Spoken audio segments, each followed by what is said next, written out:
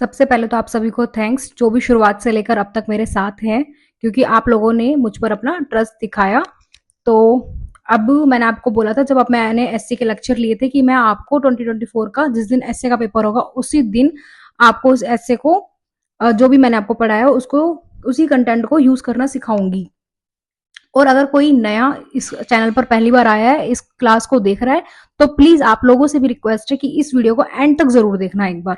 तो अब हम स्टार्ट करने वाले हैं। अब देखो, यूपीएससी का पेपर मैंने तो बनाया नहीं है, लेकिन मैंने आपको ये बोला था कि मैं जो भी पढ़ाऊंगी ना, तो आप उसी में से उसी कंटेंट को बस आपको यूज करके लिख कर आना है। बस आप अपने अंदर वो सोचने की स्किल होती है ना, वो डेवलप कर लो।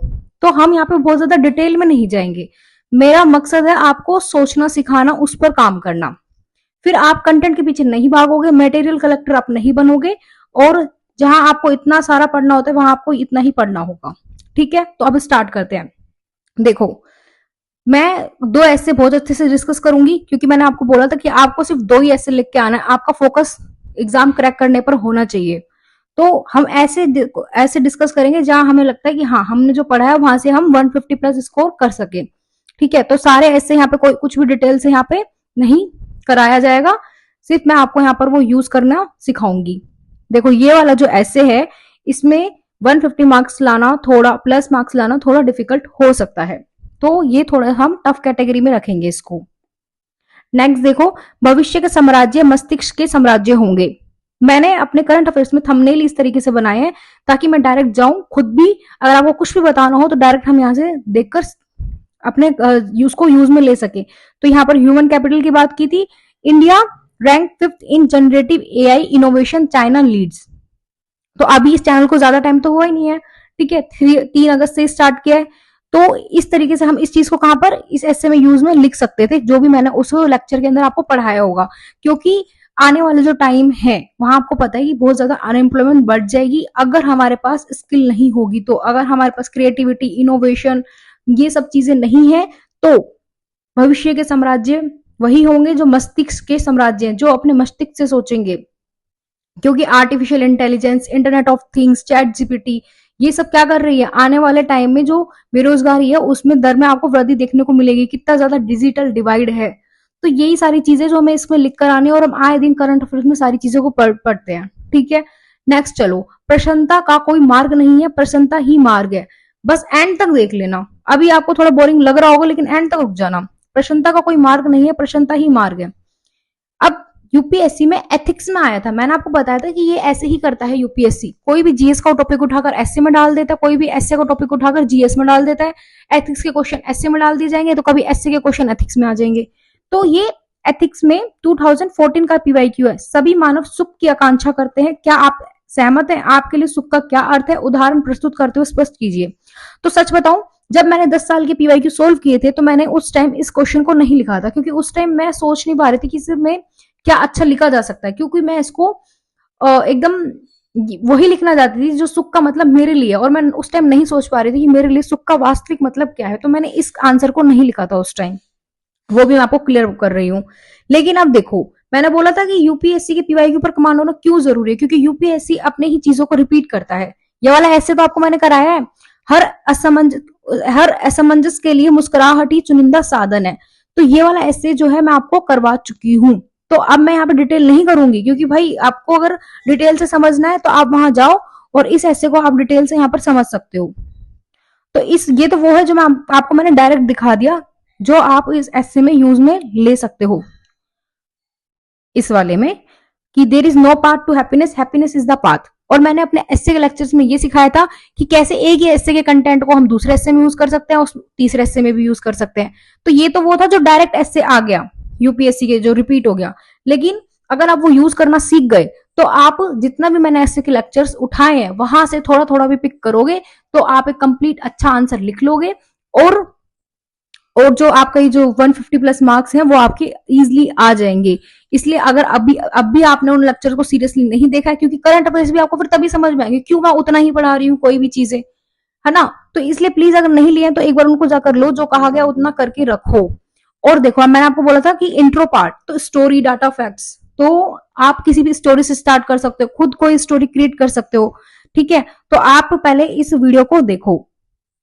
एक बड़ी फेमस कहानी यहाँ पर दोस्तों बिजनेसमैन और मछुआरे की, जो मैं आपको सुनाना चाहूंगा। एक दिन एक बहुत ही सुंदर बीच पर एक मछुआरा फिशिंग कर रहा था। ये आराम से लेटकर समुद्र और साफ हवा का मजा ले रहा था, और जो इसकी फिशिंग रॉड थी वो इसने साइड में मिट्टी में गाड़ रखी थी। तभी एक बिजनेसमैन इसके पास से गुजर कर जाता है और इसे लेटा हुआ देखता है। वो इसे कहता है, अरे भाई, अगर ऐसे ही लेटे रहोगे तो ज्यादा मछलियां नहीं पकड़ पाओगे, ज्यादा मछलियां पकड़नी है तो थोड़ी मेहनत करो। वो फिशरमैन उसकी तरफ देखता है और बोलता है, तो आप ही बताओ क्या करूं भाई। बिजनेसमैन कहता है, ऐसा करो, एक बड़ा सा नेट खरीदो, क्योंकि एक फिशिंग रॉड से तो एक बार में एक ही मछली पकड़ पाओगे, लेकिन अगर बड़ा सा नेट होगा तो ढेर सारी मछलियां एक बार में पकड़ पाओगे। वो मछुआरा कहता है, लेकिन इतनी सारी मछलियों को मैं करूंगा क्या। बिजनेसमैन जवाब देता है, ऑब्वियसली उन मछलियों को मार्केट में जाकर बेचना, पैसे मिलेंगे। मछुआरा कहता है, फिर क्या, उन पैसों से मैं क्या करूं। बिजनेसमैन कहता है, उन पैसों से एक बड़ी बोट खरीद लेना, जिसमें और भी बहुत सारे नेट्स लगे होंगे, और भी मछलियां पकड़ पाओगे तुम, उसके बाद और भी पैसे कमा पाओगे। लेकिन मछुआरा कहता है, लेकिन उस और पैसे का फिर मैं करूंगा क्या। ये सुनकर बिजनेसमैन थोड़ा इरिटेट होने लग जाता है। क्या मतलब क्या करूंगा, उन पैसे से एम्प्लॉयज को हायर करना, वो एम्प्लॉयज और मछलियां पकड़ पाएंगे और पैसे कमा पाओगे और मछलियां बेचकर। मछुआरा एक बार फिर से कहता है, लेकिन फिर क्या मतलब, इतने सारे पैसे के साथ जो करना चाहे करना, खाना खाना, पार्टी करना, या आराम से बीच पर बैठ के रिलैक्स करना जब तुम्हारा मन चाहे। तुम अपनी जिंदगी के बाकी सारे दिन इस बीच पर रिलैक्स करके बिता सकते हो फिर आराम से। मछुआरा कहता है, भाई मैं अभी क्या कर रहा हूं, अभी भी तो मैं वही चीज कर रहा हूं। अब ये वीडियो आपको मैंने क्यों दिखाई, ये वीडियो मैंने आपको इसलिए दिखाई कि यूपीएससी से बुकिश तक आप मतलब बुक में मत उलझे रहो। जो भी आप अपने आसपास देख रहे हो, सुन रहे हो, ठीक है, आप उन सबको भी यूज में ले सकते हो, क्योंकि एसए का पेपर दिया ही इसलिए गया है, इसमें वर्ड्स लिमिट है नहीं बहुत ज्यादा आपकी, क्योंकि इससे पर्सनैलिटी सारी चीजें वो यूपीएससी इससे जज करता है। इसलिए जो भी आप अपने पास देख रहे हो, जो भी एक्सपीरियंस करते हो, उन सब चीजों को एसए में डाला जा सकता है।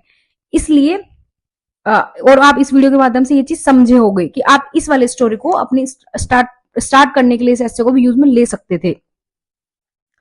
बाकी ये मैंने आपको करवाया ही था, मेरे एस्से के लेक्चर्स आप भी जाके देख सकते हो। फिर फोर्थ एस्से देखो, प्रश्न पूछने वाला ही विज्ञान का सच्चा सिपाही है। अब ब्रेन स्टॉर्मिंग कैसे होती है, मैंने अपने एस्से के फर्स्ट लेक्चर में सिखाया था ब्रेन स्टॉर्मिंग के बारे में।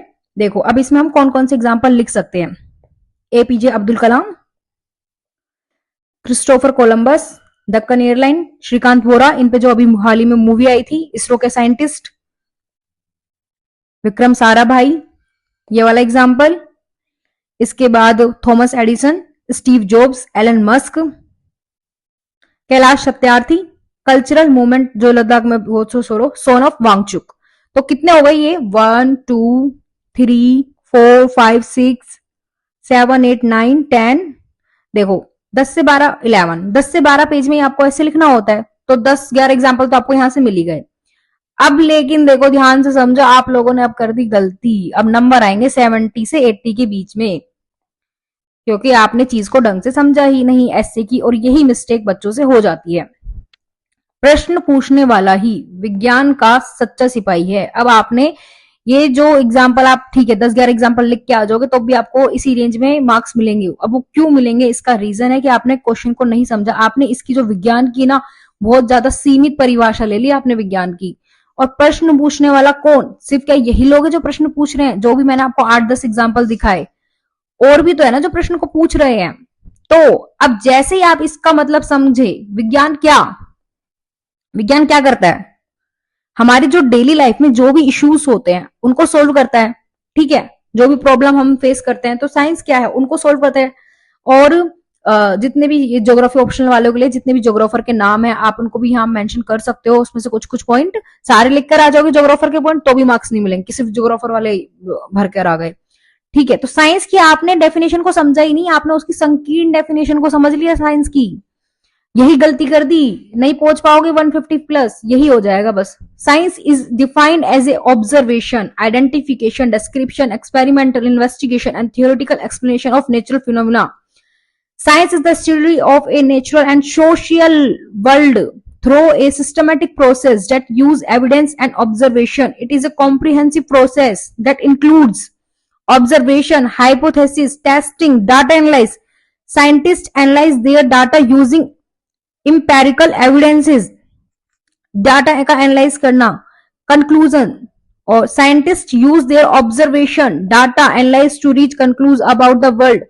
Science is a process that always expanding and refining our knowledge of the universe. It is a global human endeavor that ongoing and can be used to solve problem, develop new technologies and treat disease. ठीक है, तो अगर आपने science की बहुत संकीर्ण परिभाषा ले ली तो आप बहुत बड़ी गलती करके आ जाओगे और आपको मार्क्स नहीं मिलेंगे। अब जैसे ही आपने साइंस की व्यापक परिभाषा को समझ लिया, तो क्यों महावीर स्वामी क्या प्रश्न नहीं करते थे, दुख क्या है, दुख का कारण क्या है।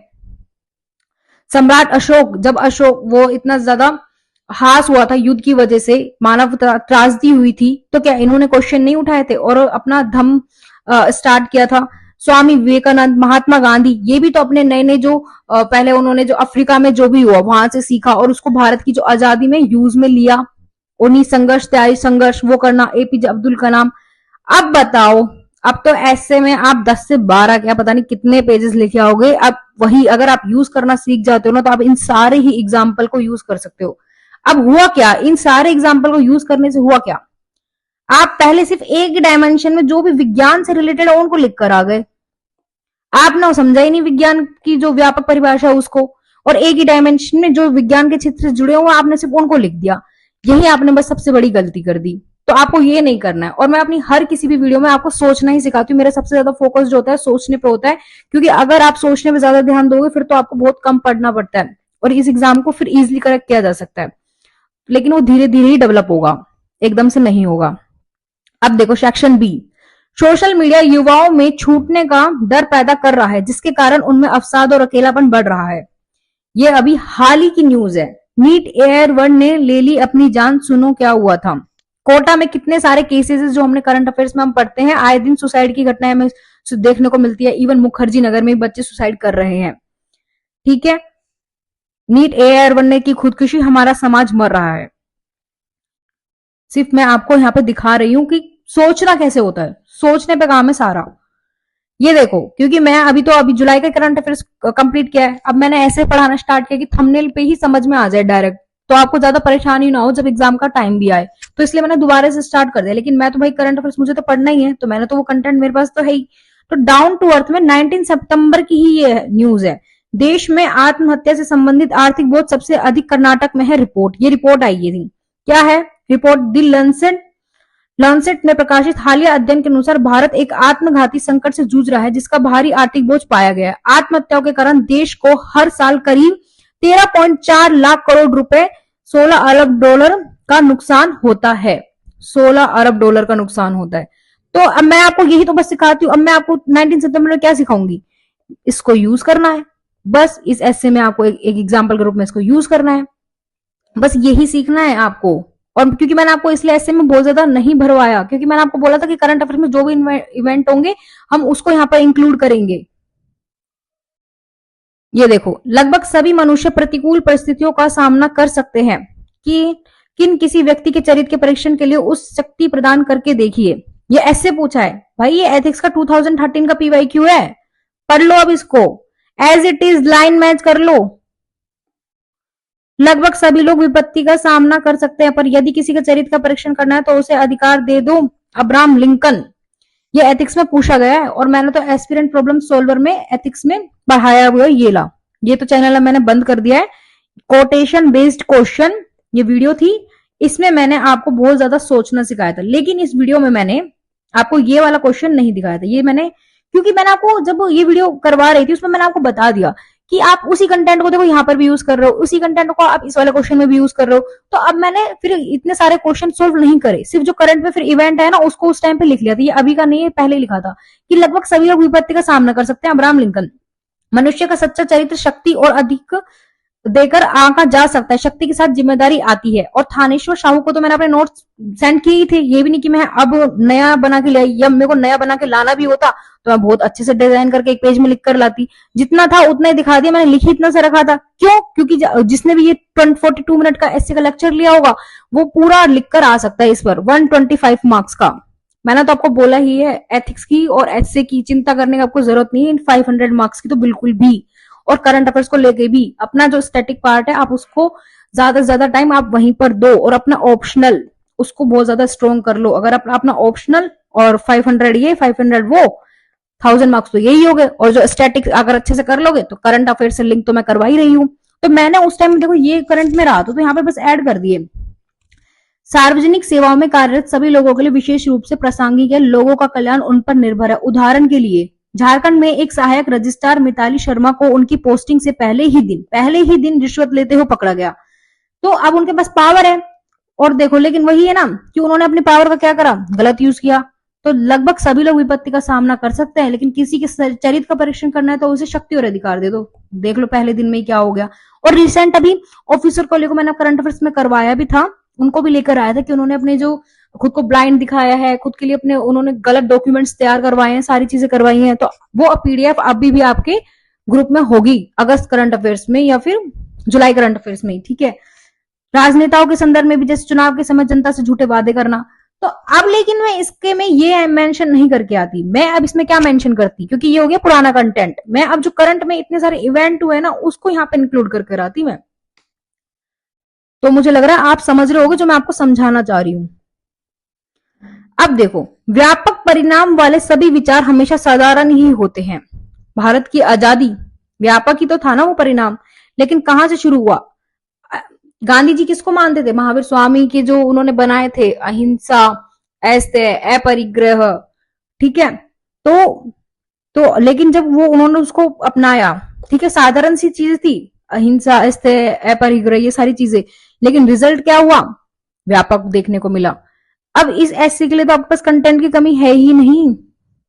ये देखो, मैंने बोला था इन्हीं को यूज करना है, लिख दो यार इनके बारे में, इतना कुछ तो मैंने करवा रखा है, बस जो लैंग्वेज है ना उसके अकॉर्डिंग उसको आप मोड़ देना, उस लाइन को कनेक्ट करते हुए लिख देना, लिख दो इनके बारे में, और क्या करना है। अगर आप, और लेकिन ये आप धीरे धीरे ही सीख पाओगे इन सब के बारे में, जो भी आपको पसंद है या जो भी आप कुछ नया पढ़ रहे हो, जो भी आप सब्जेक्ट पढ़ते हो, क्योंकि मैं अपने लेक्चर्स में मैंने आपको समझाया कि अपने पढ़ने के नजरिए को चेंज करो, कि किस तरह से आप जो भी, चाहे मेडिवल हिस्ट्री पढ़ रहे हो, वर्ल्ड हिस्ट्री पढ़ रहे हो, वहां से भी बहुत सारे एग्जाम्पल आप लिख सकते हो। ये तो वो है जो मैंने अभी सब 3 अगस्त के बाद से अब तक करवाया है, उसी में से आपको मैंने दिखा दिया। और मैं तो आपको GS1 जो भी ये सब पहले करवाने वाली थी, लेकिन मुझे इस चैनल पे ना जो बिगनर है ना वो ज्यादा आ रहे थे, वो नहीं है जिनको हो गया है काफी टाइम, तो वो ज्यादा उस चीज को समझ सकते थे जो मैं पहले अपनी 2025 वाली स्ट्रेटेजी लेके आ रही थी। तो तब तो मैं क्या करती, सारे जीएस के पेपर भी आपको दिखा देती ऐसे कर करके, लेकिन यही था कि कोई नहीं, अब लोगों को पसंद नहीं आ रहा था, तो मैंने फिर चेंज कर दिया उस अकॉर्डिंग, फिर मैंने नहीं कराया जीएस के पेपर में जो आंसर राइटिंग वगैरह थी वो सारी चीजें। अब मुझे ये बताओ, मैं इस तरीके से अगर आपको लिख के दे देती हूँ, मुझे लगता है मुझे तो यही चाहिए होता, तो ये ज्यादा सही रहता है, लिख के मिल गया सही है, बस इतना ही चाहिए, बजाय कि वो बहुत सारा मटेरियल बाहर से लिया और उसमें से कुछ आना जाना है नहीं। तो अपने सीखने पे काम करो, और लास्ट में जाते जाते एक तो ये वीडियो देखकर जाना, और क्योंकि मैं इसी पर चलने वाली हूँ, ये जो वीडियो में अभी आने वाला है, तो इसको आप जाते जाते देख कर जाना, और आप मुझे कमेंट में बताना कि आपका एसए को लेकर डर खत्म हुआ है या नहीं हुआ है। और जो भी इसको देख रहा है वो अगर यहाँ पर नया आया है तो इस चैनल को सब्सक्राइब कर सकते हो। Thank you. राजू तू समझा कर, वारिस हमारे साथ गेम खेल रहा है डिवाइड एंड रूल। अरे तो डर मत यार। डरना पड़ता है, मुझे अच्छी नौकरी के लिए अच्छे ग्रेड चाहिए, और ग्रेड उसके हाथ में। तेरे जैसा रईस बात नहीं है मेरा जिसके खर्चे में पूरी जिंदगी निकाल लूंगा। ए राजू तू क्या बकवास कर रहा है यार। ये जो बोलेगा हम वही करेंगे क्या? All is well, all is well. अरे राजू हम लोग पढ़ेंगे, जी लगा के पढ़ेंगे, लेकिन सिर्फ एग्जाम पास करने के लिए नहीं। किसी महापुरुष ने कहा है कि कामयाब होने के लिए नहीं, काबिल होने के लिए पढ़ो। सक्सेस के पीछे मत भागो, एक्सेलेंस का पीछा करो। सक्सेस झक मार के तुम्हारे पीछे आएगी। किस महापुरुष ने कहा?